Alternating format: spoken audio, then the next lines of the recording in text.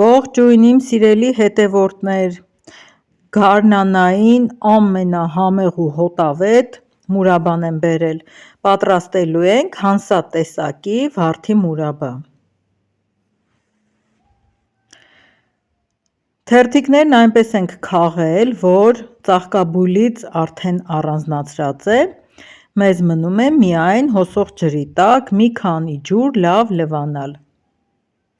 Եթե դուք պահածոացրել եք, արդեն կիմանաք, որ թերթիկները ջուրը իրենց վրա շատ դժվարությամբ են վերցնում, իրենց մեջ պարունակվող եթերայուղի առկայության շնորհիվ երևի, անընդհատ ոչ թե վնասելով տերևները, այլ շարժումներով պետք է լավ լվանանք, մի քանի ջուր լվանանք, որպեսզի փոշին։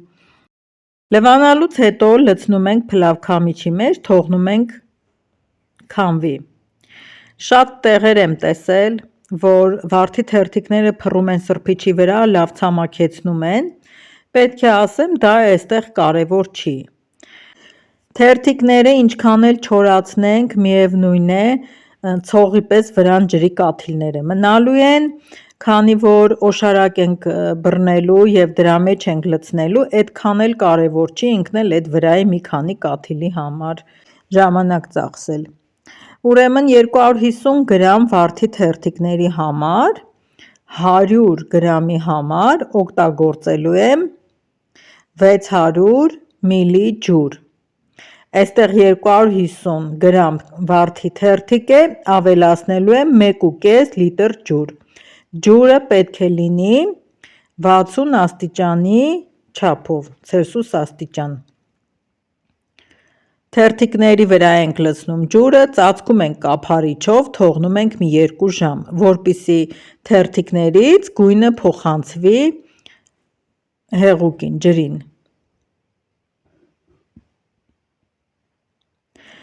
Թերթիկները քամում ենք հանում,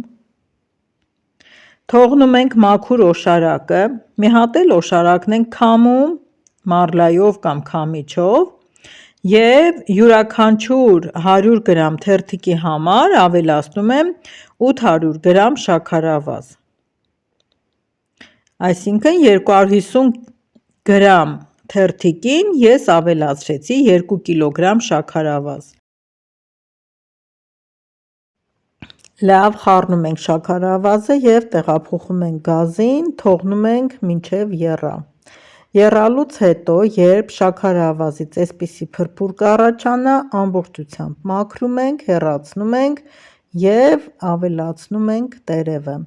Տեսեք շաքարավազը լցնելուց գույնը ավելի է մտել օշարակին։ Կիտրոնի աղը պարտադիր է, որպեսզի վարդի մուրաբան չշաքարակալի։ Այստեղ վարդի թերթիկները ելակի կամ գիլասի նման հատապտուղ չեն, որ ունենան ջրային մաս, մսային մաս և չշաքարակալի, այստեղ ընդամենը մենք համ ենք ավելացնում և թերթիկները կարող եմ ասել ոչինչով չեն ավելացնում մասսան և շաքարակալելու վտանգը միշտ էլ կա, դրա համար պարտադիր է կիտրոնի աղը։ Այսպես սիրելիներս, լցրեցի, լավ խառնեցի, հավասար տարածվեց թերթիկները, հիմա թողնում ենք, որ եռա։ Այսպես կեռացնեմ 1 ժամի չափով, կանջատեմ, կթողնեմ ամբողջությամբ, որ սառի։ Սառելուց հետո նորից կդնեմ գազին, կեփեմ մոտավորապես 1 ժամի չափով։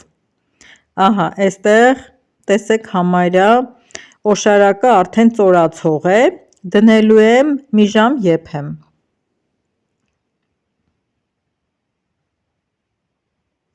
Մի ժամ եփելուց հետո կփորձենք, կտեսնենք ինչպես է ստացվել, թե թերթիկների պնդությունը, թե օշարակի խտությունը։ Հիմա սա 1 ժամ անցել է։ Ամբողջությամբ երեսը փրփրապատվել է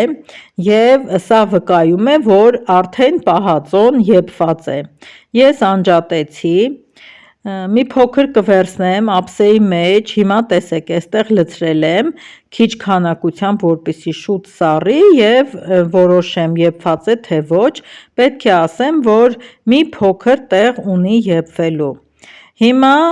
մի 10 րոպեի չափով կրկին կեռացնեմ,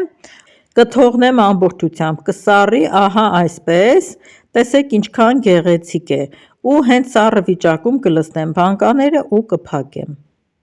Տեսեք, բավականին լավ խտացել է, օշարակի խտությունը ծորացող, գեղեցիկ գույնով, թերթիկները եփված,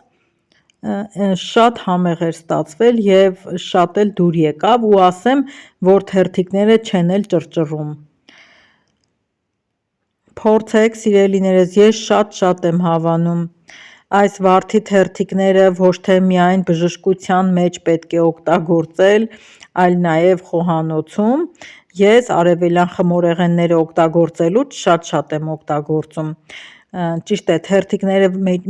հանում եմ օշարակի մեջից և օշարակից ավելացնում եմ էլի շաքարավազով եփված օշարակին համը տալու համար և լցնում եմ ղադաիֆների և արևելյան խմորեղենների այլ խմորեղենների վրա, ահա սառը լցրեցի բանկաների մեջ և կափարիչները լավ ամուր փակեցի։ Այսքանը սիրելիներս, սա էլ հերթական պահածոն, էնպես է, որ հերթականությամբ ինչի սեզոնը որ գալիս է, աշխատում եմ ամենքից փոքր կամ քիչ քանակով եփել և փոխանցել ձեզ։ Կհանդիպենք հաջորդ տեսանյութում։